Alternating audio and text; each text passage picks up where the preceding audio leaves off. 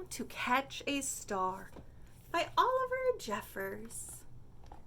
And if you are a fan of this story, you can check out the other Oliver Jeffers stories that we've recorded.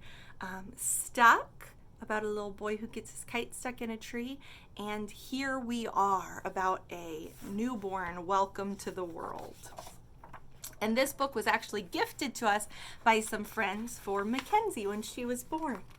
How to Catch a Star. Once there was a boy, and the boy loved stars very much. Every night, the boy watched the stars from his window and wished he had one of his very own. He dreamed of how this star would be his friend. They would play hide and go seek and take long walks together. The boy decided he would try to catch one. He thought that getting up early in the morning would be best, because then the star would be tired from being up in the sky all night. The next day he set out at sunrise, but he could not see a star anywhere, so he sat down and waited for one to appear. Why can't he see a star anywhere? Yeah, there's too much light from the sun. He waited and he waited and ate lunch and waited. And after dinner, he waited some more. Finally, just before the sun was about to go away, he saw a star. The boy tried to jump up and grab it, but he could not jump high enough.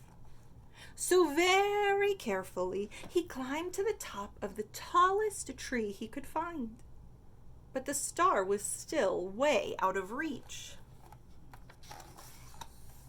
He thought he might lasso the star with the life preserver from his father's boat, but it was much too heavy for him to carry.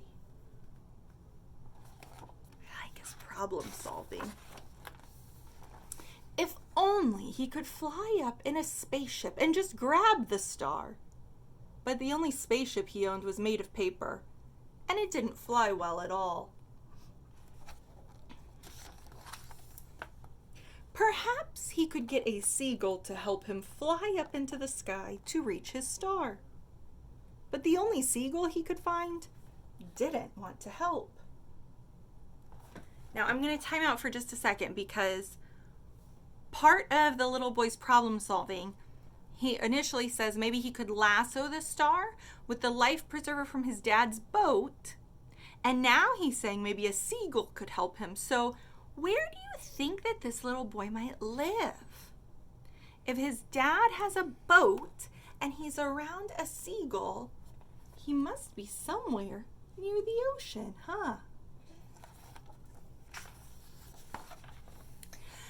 The boy worried he would never catch a star. Just then he noticed something floating in the water. It was the prettiest star he had ever seen. Just a baby star. It must have fallen from the sky. He tried to fish it out with his hands, but when the boy reached out to touch the star, it just rippled through his fingers. Now the boy was sad, but in his heart, the wish just wouldn't give up. Slowly, he began walking home. Oh, look, and now we can see that he is on the beach near the ocean. And that's when he saw it, washed up on the bright golden sand. What is it? A star. The boy had caught a star of his very own.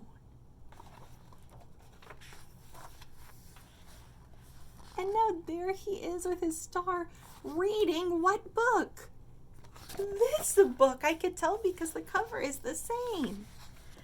Now, there's two parts that I want to go back to.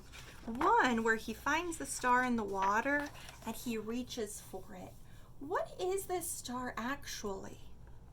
We flip back one page. He sees the star in the sky and then he sees the star in the water.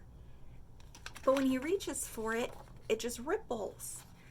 That means it's not actually there. It's just the reflection, right? We talked about reflections in the book Augustus and his smile. The tiger who goes searching for his smile, and then he finally realizes, oh, it's right under his nose. He sees it when he looks in the water. So we can't actually touch that star because it's not really there. It's just an image. And then when he finally is walking home and does find a star of his very own, is that the kind of star that we find in the sky? No, what is it? A starfish, or some people call them sea stars. Yeah, so when starfish or sea stars are in the ocean, they're living things. They move around. Actually, fun fact, these are called the arms of the starfish, but when starfish move, they have these teeny tiny little legs that go underneath them. If you have never seen it before, you definitely need to search for starfish walking on YouTube and you will see the tiny little legs that help a starfish move.